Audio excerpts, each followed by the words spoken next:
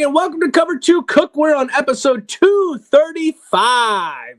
As we have some news in the NFL and the season actually kind of starts tonight with the preseason game. Stephon Diggs gets a contract.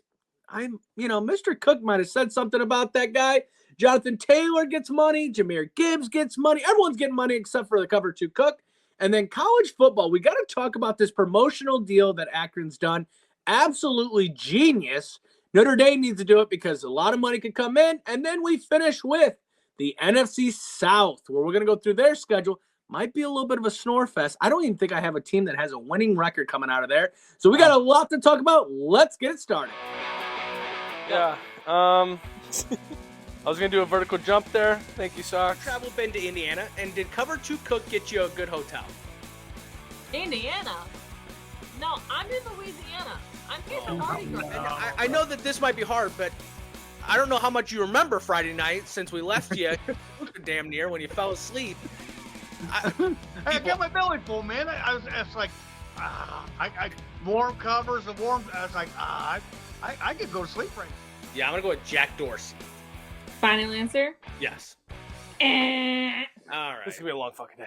All right. Thank you so much for watching Cover 2 Cook. We're on episode 235, and we got to start off with the NFL as tonight our first game is happening. We're recording on Thursday night. Cardinals and Panthers kick off the season with a preseason battle. That's all we got to say about it. It ain't going to be interesting. You're going to see a lot of people that might not even make the team, but you get to see someone get tackled. That is what I need. I need to see someone getting tackled. I need to see touchdowns. I need to see field goals. I just need to see that stuff. I will definitely be tuning in. Probably won't make it through the whole game, but we'll tune in for that. You watching any of it? A little bit, maybe the first quarter. The point spread is 1.5, Carolina, and I think the over-under is 33. Take the Panthers and the 1.5, okay? If anybody wants dumb enough to bet on it, go ahead. I'll take the Panthers. Yeah, and the 1.5.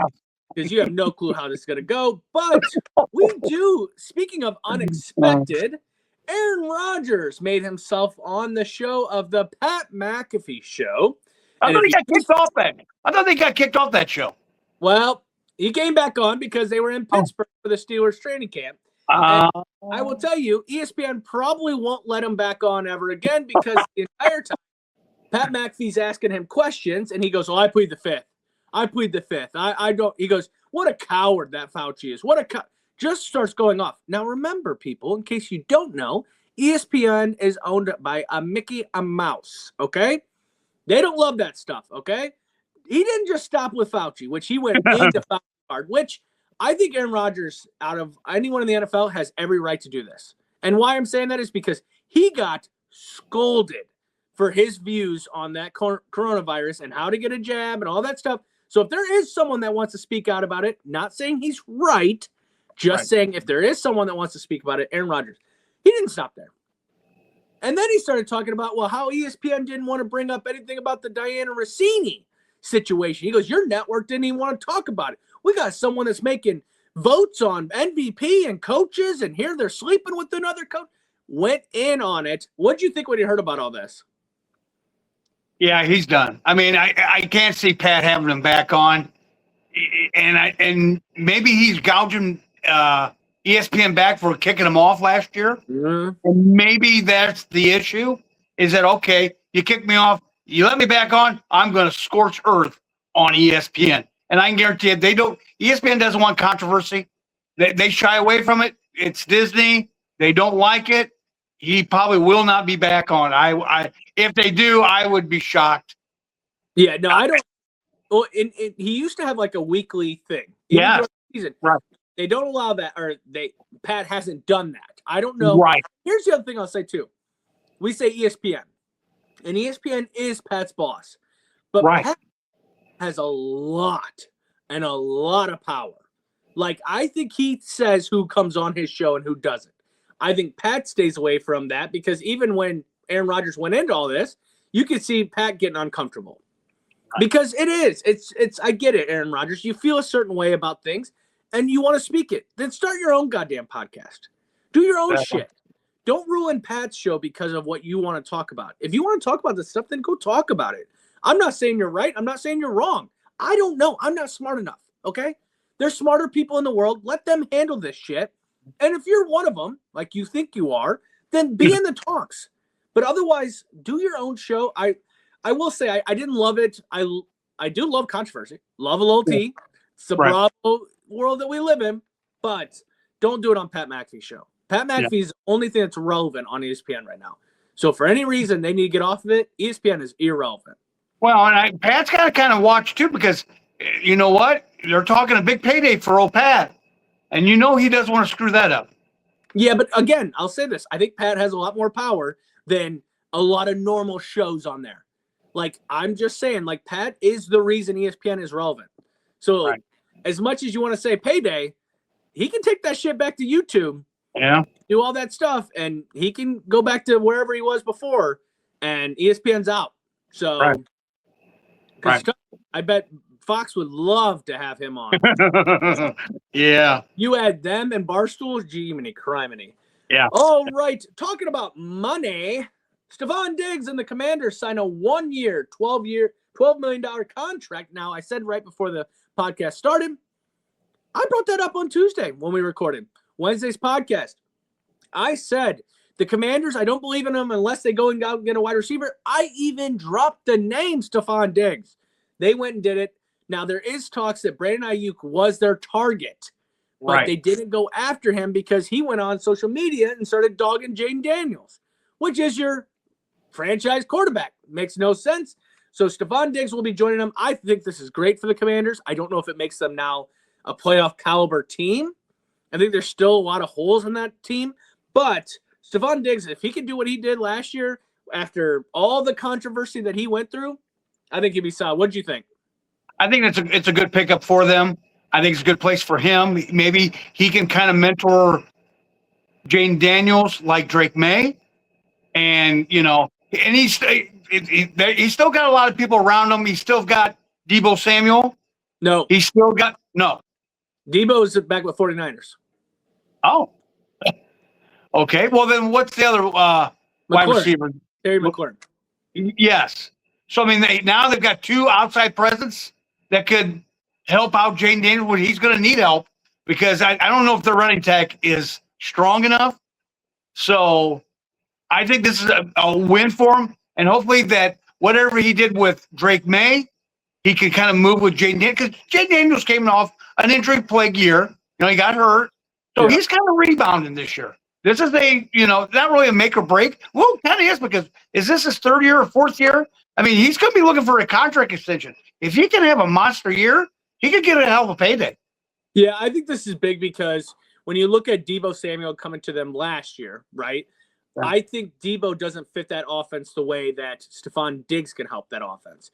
And the way I say that is because you got to open more availability for Scary Terry. And Deebo didn't really do that down the field like Stephon Diggs can. Now, let's also remember, Stephon Diggs of the Patriots at the end of the year was a rougher Stephon Diggs than he was in the beginning of the year. So it's more about how can we keep him healthy if we do want to make a playoff run if you're the Commanders.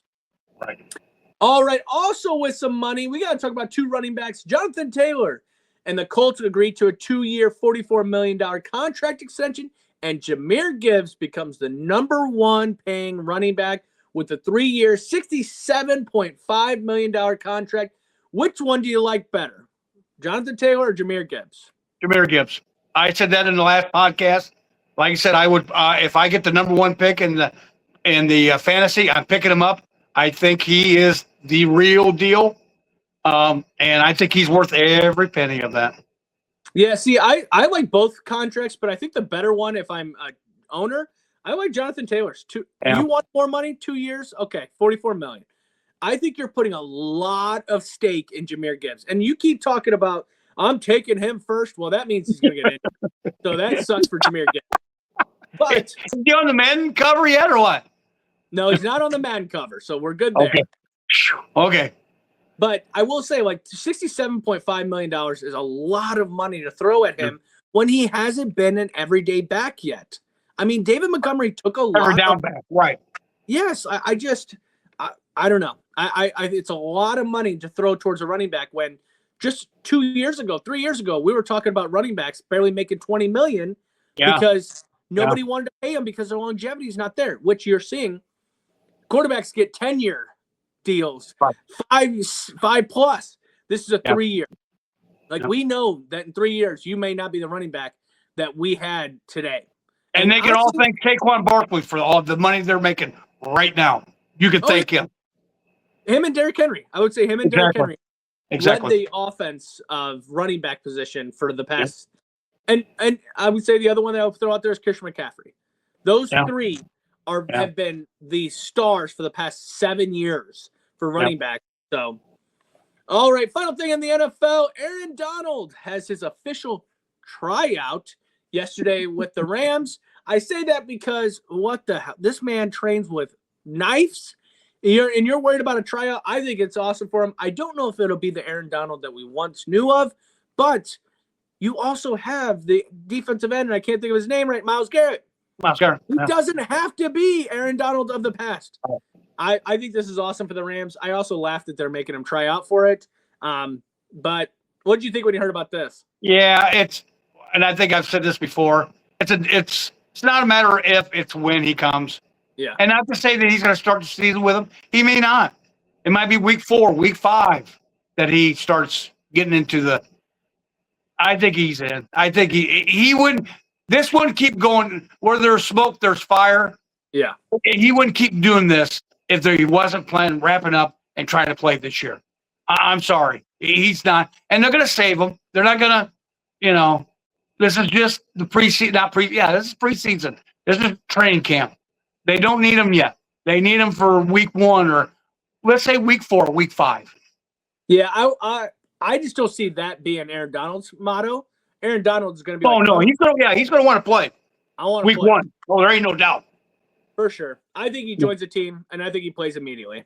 Right. So, all right, moving over to college football, and I got to talk about this Akron football suites are sold out for the first time in program history. Now, if you haven't seen it yet, they offered a promotional for season ticket holders that I've never heard before. This is absolutely genius. If you purchase a season ticket, you have a chance in a random drawing to script the first offensive play on September 12th versus Robert Morris. But that's not just it, which a lot of people just do that. You also get to be a part of the pregame press conference. You get mic'd up with a headset and a play sheet to know when every play is coming. You're in the coach's box during the game. Now, Big Cat has bought 8 tickets, I believe, for $600. So I think they're like $75 a ticket, pretty much. Right. Okay? How many is Cover 2 Cook buying for this? Because I think this is an awesome opportunity. What did you think when you heard about all this? I think it's pretty cool. It's a nice gimmick. I think this is all right. Robert Morris, I'll give you $1 if you know where Robert Morris College is at. Massachusetts. It's west. I think it's in New York. But anyway, it's a nice deal. I like it where you go to the pregame deal. You get to listen to their headset. I think it's just trying to get season tickets. Apparently they don't sell very well. But here's another deal, Anthony. You may have to go to a couple of Tuesday games. Yeah, so well, Thursday. I'll go to the Saturday ones. If we buy any, I'll go to the Saturday ones. You got to go to the Tuesday ones or Wednesday. Because you know what week they're playing. Yeah, Mac Nation.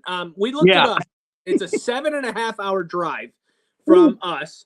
So kind of a trip. I wouldn't need to go to every game. I just need to go to the September 12th game.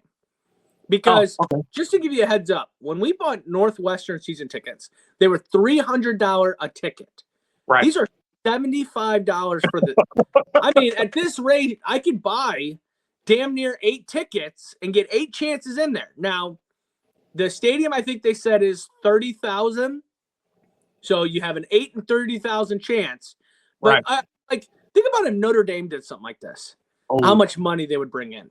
Think about they're going to be on the Pat McAfee show supposedly. They haven't yet said when they're going to be on, but like this is genius. All fans want to do is be a part of the game. And you are literally a part of the game there. Yes, for one play, but then you're still hearing the headsets. We want that because every guy and woman out there that loves football thinks they can do it better than what the coaches can. Here you go. Right. Go find out I think it's awesome. I will say Akron football, probably not that interesting. We did look at their schedule. There's not a game I would even want to go see. Even if they played all their games on Saturday, I still probably want to go see it. 7.5 hour drive definitely adds a whole element into it as well. But I think it's pretty cool that they did this. Yeah. All right. In case you weren't aware, Purdue got a new AD, and his name is Tommy McClellan. He came out blasting for his first press conference, saying that Purdue will develop championships in the fullest sense. Also stated that every recruit, every current student athlete will hear this message repeatedly. And then he finished with, and if you don't want to win championships, go to Indiana, because this dipshit must not have watched college football last year, because literally last year Indiana won the championship. What did you think when you heard about this? Oh, brother, what are you doing? Was you living under a rock the last year or what? You know that, and guess what? Indiana's in your conference. I don't know if you played this year, but what? Say Notre Dame because the only bad deal is I think Purdue and Notre Dame play this year. I think. Okay. So they still you won really one. don't want to throw Notre Dame under the bus because they will just run up the score, which they've done in the past few years. Yeah, it's a great, but the only team I would say would be the basketball, because Painter has had him there a lot. He's kind of like the Lou Henson of the 80s, where he gets a really good team and then they kind of get to the tournament and puke. But it's a great philosophy. But are you going to be there long enough to see it fruition? Well, and I just laugh because you say basketball, but they're ranked 1 all the time. They can't get to the championship, or they do and they lose. Like, they haven't won a championship. And I'm going to say the major sports, right? I don't know about the other, but major sports, they haven't won one in forever. I mean, when we talk about a football team, like, I just, what are we talking? Didn't Notre Dame score like 66 points on them last year? Like, what do we? Like, Indiana would have blown their socks off. Yeah. But like, I get it. You want to come out with that fire. You want to have that hit piece. Let's just not do it with the only college that's in the same state as you that has actually won this year. Like, they're the reigning champs. Like, I don't know. I will say it's a hilarious clickbait, but at the same time, Tom. Well, it's kind of copying from Signetti. Hey, if you don't know who I am, Google me. Yeah. You know, it's kind of going. It's the shock jock kind of deal. You know, it works if you win. Yeah, well, and that's the thing. Like, you got to win. I mean, what did they win? 4 games last year? Like, what are we talking about? Like, you're not even yet into a playoff contention, let alone a championship contention. All right. Talking about not really championship competition, we're going to have to talk about the NFC South. And starting us off is the Atlanta Falcons, where week 1, they are going against the Steelers in Pittsburgh. Win or lose? Loss. I have them losing that game as well. Game 2, they're home against the Panthers. They're at home against the Panthers. Win. I have them winning that game as well. Week 3, they're in Green Bay. Loss. I have them losing that as well. Week 4, they're at New Orleans for the Saints. We'll go with a win. I have them losing that game. Now, week 5, they're home against the Ravens. Loss. I have them losing that game. Week 6, they're home against the Bears. Loss. I have them winning that game at home. Week 7, home against the 49ers. Loss. I have them losing that game as well. Week 8, they're in Tampa Bay for the Buccaneers. Loss. They'll still be warm down in Tampa. Losing that game as well. Week 9, they're they're home against the Bengals. Ooh. Loss. I have them winning that game. Week 10, home against the Chiefs. Loss. I have them losing that game. Now, week 11 is a bye for them. So off the bye, they go to Minnesota for the Vikings. Win or lose? Loss. I have them losing that game as well. Week 13, they stay up in the north they come back home to play the Lions. Wow. Somewhere they got to get a win in here. I'm going to give them a win on this one. I would have given them a win next week because I have them losing that game, but next week they go to Cleveland for the Browns. Yeah, we'll give them another win. 2 in a row. Right, they win that game, but week 15 they're in Washington D.C. for the Commanders. Loss. I have them losing that game as well. Week 16 they're home against the Bucks. Win. I have them winning that game as well. Week 17 home against New Orleans. Yeah, I'll give them another win. I got them winning that game. Week 18 they're in Carolina for the Panthers. Loss. I have them losing that game as well. Ending the season 6-11.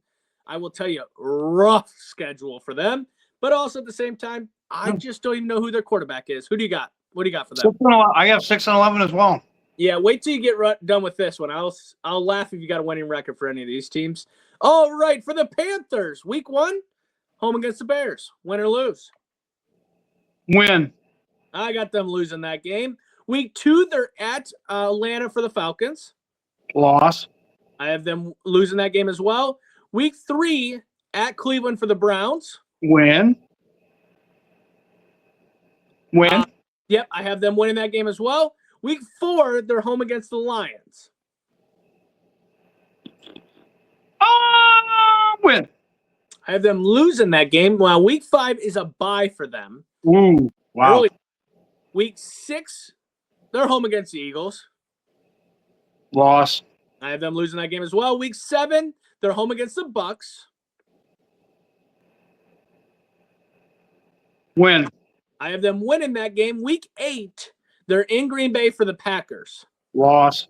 I have them losing that game. Week 9, they're home against the Broncos. And I had to go back and look at this one. Home against, well, yeah, they lose that one. I had them winning that game. I don't know when I selected that earlier, but, well, they were going to win that game. Week 10, they're at New Orleans for the Saints. Win. I have them losing that game. Week 11, they are home against the Ravens. Yeah, loss. I have them losing that game. Week 12, they're at Tampa Bay for the Bucks. Loss. I have them winning that game at Bucks. Week 13, they're in Minnesota for the Vikings. Win. I have them losing that game. Now, week 14, they're home against the Saints. They're home against the Saints. Win. I have them winning that game. Week 15, they're home against the Bengals. Yeah, hiccup, loss. I have them losing that game as well. Week 16, they're at Pittsburgh for the Steelers. They go into Pittsburgh and win. I have them winning that game as well. Now, week 17, they're home against the Seahawks. Win. Yeah, not happening. All right, they lose that game. Week 18, they're home against the Falcons. Win. I have them winning that one as well. Ending the season 7-10, and believe it or not, that might be the highest I got for teams. 7-10, just a tough schedule again, but who knows? Maybe they get more, but I doubt it. What do you got for them? 10-7. No freaking way. Is it? No. And I'm saying right now, probably winning the conference or winning their division for the second year in a row. I think they're gonna win the division, but I don't think it's 10-7. Get the hell out of here. Ain't no team in the NFC. Ain't no reason. They're not having double-digit wins. All right, we got to move over to the Saints. The Saints, week 1, go to Detroit for the Lions. Loss. I have them losing that game as well. Well, guess what? Right after that, they go to Baltimore for the Ravens. Another loss. I have them Poor losing. Tyler Show. Ooh. And then week 3, they're home against the Raiders. No, that's a win. I have them winning that game. Week 4, they're home against the Falcons. Win. Oh, wait. Loss. I'm sorry, loss.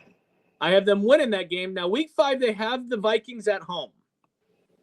Win. I have them losing that game. Week 6 at New Jersey, New York for the Giants.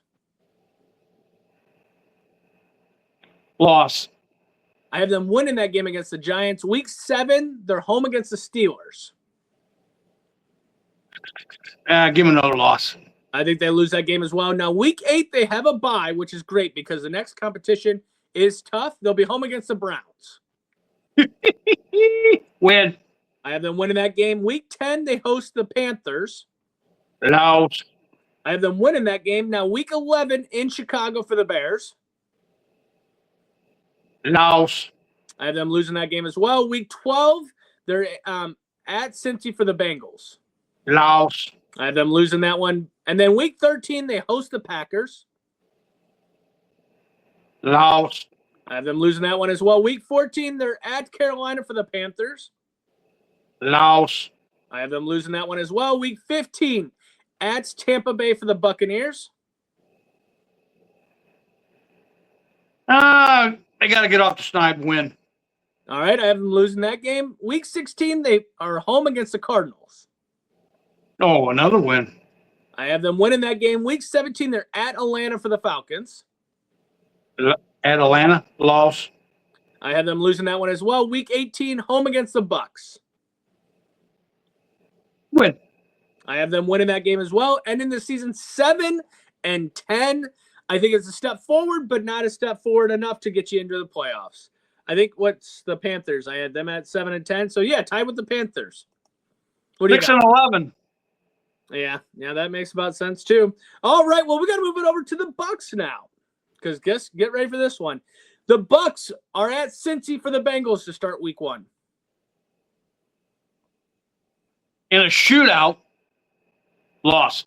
I have them losing as well, but week 2, don't worry, they're home against the Browns. Win. I have them winning that game. Now, week 3, they're home against the Vikings. They're home against the Vikings. Win. I have them losing that game because week 4, they got another hard one at home against the Packers. Loss. They lose that game. Week 5, don't worry. You're going to Jerry World with the Cowboys.